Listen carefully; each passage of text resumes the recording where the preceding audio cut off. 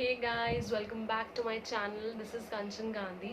सो आज की वीडियो में मैं आपके साथ शेयर करने वाली हूँ अपना 2 ईयर एक्सपीरियंस जो मेरा रहा है बीएड में। तो मैंने जैसा कि आपको प्रॉमिस किया था कि अगर आप मुझसे बोलोगे तो मैं आपके साथ अपना जर्नी शेयर करूँगी। तो आज इस वीडियो में मैं उसी को शेयर करने वाली हूँ। So let's get into the video.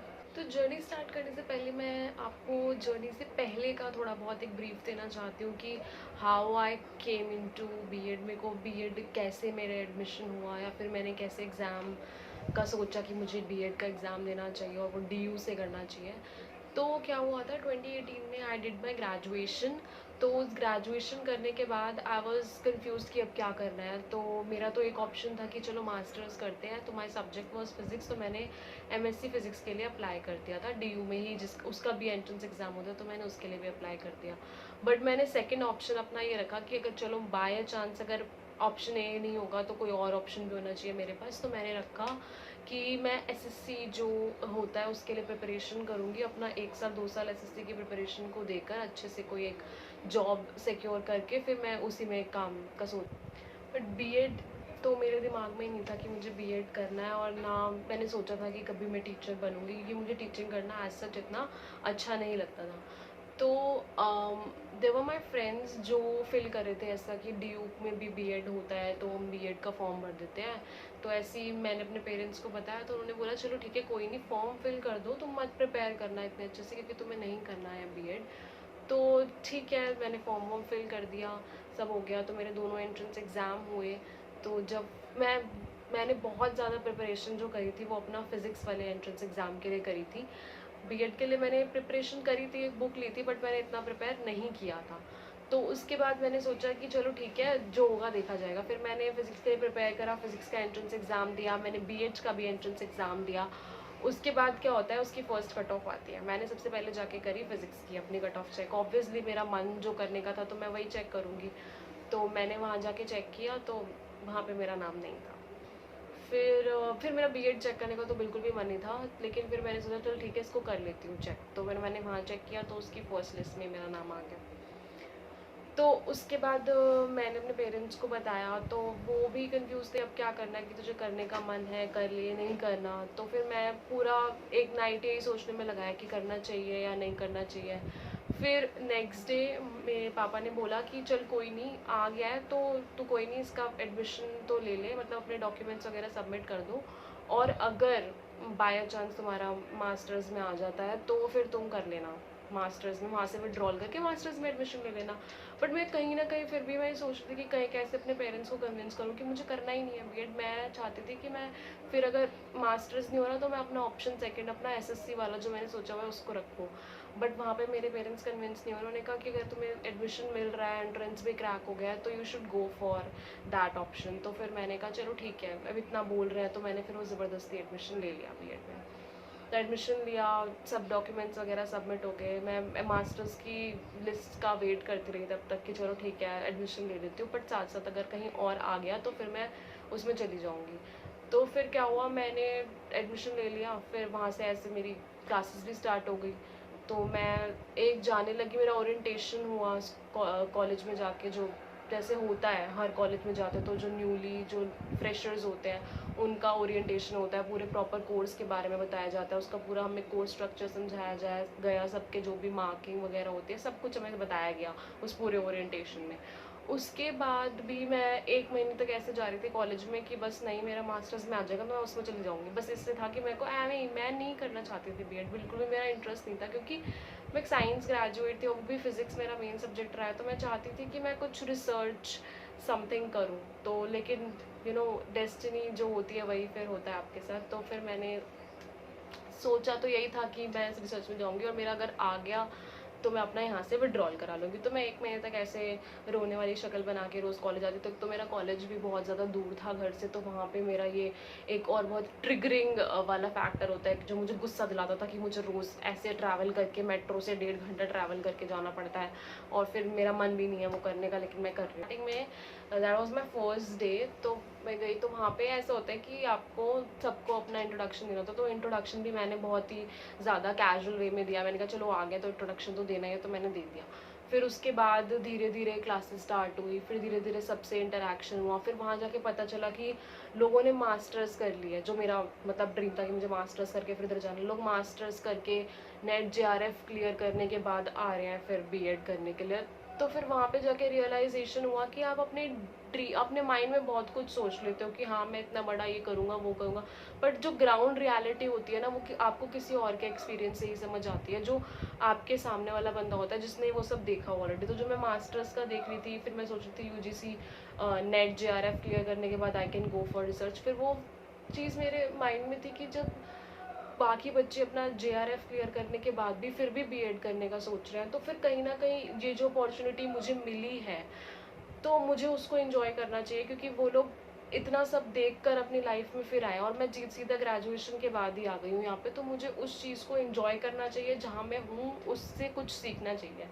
तो फिर मैंने वहाँ की चीज़ों को एंजॉय करना शुरू करा। फिर बहुत सारे वहाँ पे कोर्सेज होते हैं, आपके फाउंडेशनल कोर्सेज होते हैं। फाउंडेशनल कोर्सेज का मतलब होता है जहाँ पे आपकी एजुकेशन की जो नॉलेज है उसकी एक फाउंडेशन बिल्ड करी जाती है एज ए टीचर। तो उस फाउंडेशन कोर्सेज में वो F1 से लेकर F7 तक होते हैं, आपके 2 साल में चलते हैं। मतलब F1 से F5 आपका फर्स्ट ईयर में आ जाता है, फिर F6 F7 ऐसे। अगर मैं आपको पूरे कोर्स की डिटेल चाहिए तो उसके लिए भी मैं एक सेपरेट वीडियो बना दूंगी। तो वो कोर्स में फिर एंजॉय करने लगी। सारे टीचर्स वहाँ पे जब आपके साथ इंटरेक्शन करते हैं आपके खुद पर्सनल लेवल पर आकर, वहाँ पे आपको ट्यूटर्स मिलते हैं, वहाँ पे आपको काउंसलर्स मिलते हैं। तो वो आपकी सिर्फ एजुकेशन से रिलेटेड प्रॉब्लम सॉल्व नहीं करते, आपकी कोई पर्सनल प्रॉब्लम होती है। अगर आप दुखी हो तो आपसे पूछेंगे अरे आज आप दुखी क्यों हो, आप बताओ क्या रीज़न है, ऐसे दुखी क्यों हो, वगैरह वगैरह बहुत सारी चीज़ें चलती हैं। और फिर वहाँ पे अगर मान लो आप एब्सेंट हो तो आपसे नेक्स्ट डे पक्का पूछा जाएगा कि आप एब्सेंट क्यों थे।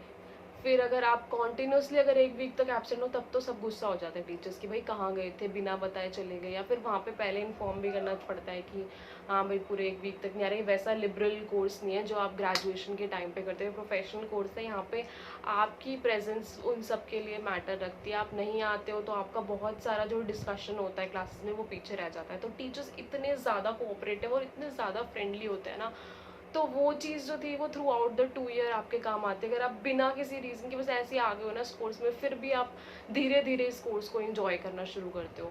तो वो जो 2 ईयर्स थे उसमें सब कुछ मैंने करा। मैंने जो वहाँ पे प्रेजेंटेशंस होती थी फिर मैं उसको भी इंजॉय करना स्टार्ट कर दिया।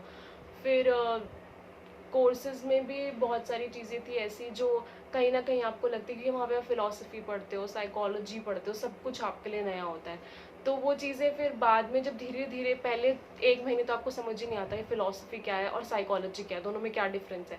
फिर धीरे धीरे आपको समझ आने लगता है, चीज़ें बहुत अच्छी हो जाती हैं। फिर धीरे धीरे टीचर्स आपको जानने लगते हैं, फिर आप टीचर्स से फ्रेंडली हो जाते हो, फिर आप उनके साथ अपने एक्सपीरियंस अपनी चीज़ें शेयर करने लग जाते हो। तो फिर वो बहुत ही अच्छा फ्रेंडली एनवायरनमेंट बन जाता है।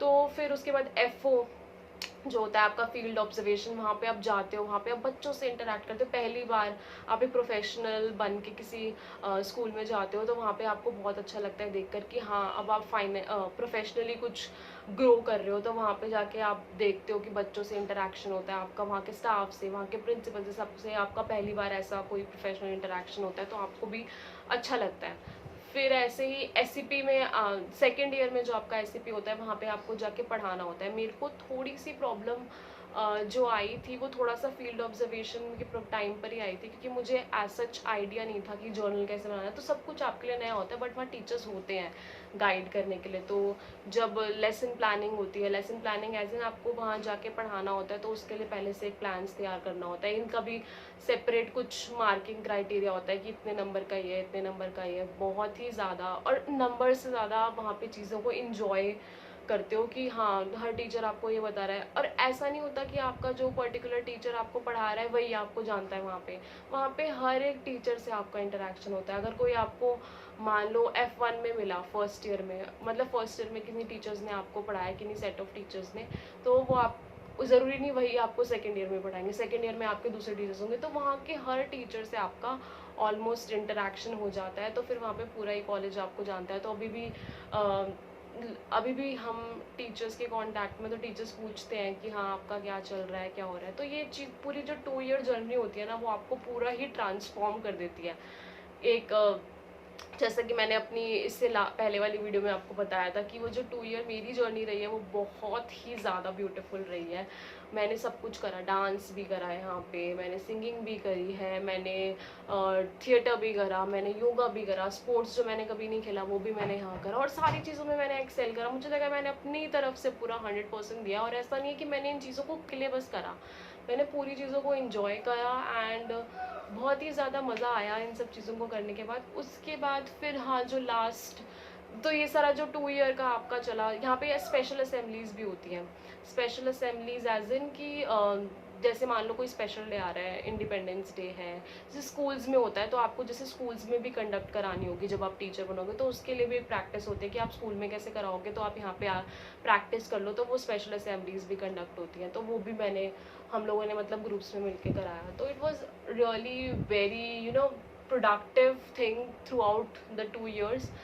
तो ये 2 साल तो बहुत सही निकले। फिर उसके बाद लेकिन जब लास्ट जो टाइम आया जहाँ पे हमें एक फेयरवेल चाहिए होता है ना, बस कि अब हम जा रहे हैं इस कॉलेज से and we need that farewell, वो हमें नहीं मिला ऑब्वियसली कोविड की वजह से। तो 2018 टू 20 वाला मेरा बैच था, तो 2020 स्टार्टिंग में मार्च के आसपास कॉलेजेस बंद हो गए थे। उसके बाद सारा कुछ ऑनलाइन चला। फिर हमारे एग्ज़ाम्स जो थे वो OBE मोड में हमारे एग्ज़ाम्स हुए थे आई गेस अगस्त में। अगस्त के बाद जो रिज़ल्ट आया हमारा वो आया नवंबर में, मतलब सितंबर अक्टूबर नवंबर, 3 मंथ्स, आफ्टर 3 मंथ्स बाद हमारा। मुझे ऐसा लगता है कि मैं अपनी जर्नी आपके साथ शेयर कर रही हूँ, तो ऑब्वियसली जैसे मैंने किसी और के एक्सपीरियंसेस कुछ सीखा है ना, तो मुझे लगता है कि अगर मैं अपने एक्सपीरियंसेस किसी प्लेटफॉर्म पे शेयर कर रही हूँ, तो ये बाकी सारे लोगों को भी गाइड करेंगे, उनके सामने एक ऐसा आइडिया आएगा कि हाँ ये करेंगे तो उसके बाद ये ऑप्शंस है, या ये कर सकते हैं, अच्छा इसके साथ ऐसा हुआ तो शायद हमारे साथ भी ऐसा हो सकता है। तो अगर मेरी जो प्रॉब्लम्स रही हैं या जो मैंने डील किया, जो मेरा पॉजिटिव चीज़ें रही हैं थ्रू आउट नवंबर के बाद भी, रिज़ल्ट आने के बाद भी मेरी जो जर्नी अभी तक, मतलब नवंबर के बाद अब हो गया मई 2021, अभी तक की जो जर्नी है वो भी अच्छी ही रही है। तो इफ़ यू लाइक तो मैं उसको भी शेयर कर दूंगी कि मैं अभी क्या कर रही हूँ। मैंने बीएड लास्ट ईयर ख़त्म करा है, तो अब मैं क्या कर रही हूँ मैं उसको भी आपके साथ शेयर करूँगी। होपफुली आप उससे भी कुछ सीखोगे, आपको कुछ एक्सपीरियंस ही कुछ समझने को मिलेगा। नवंबर के बाद भी, रिज़ल्ट आने के बाद भी मेरी जो जर्नी अभी तक, मतलब नवंबर के बाद अब हो गया मई 2021, अभी तक की जो जर्नी है वो भी अच्छी ही रही है।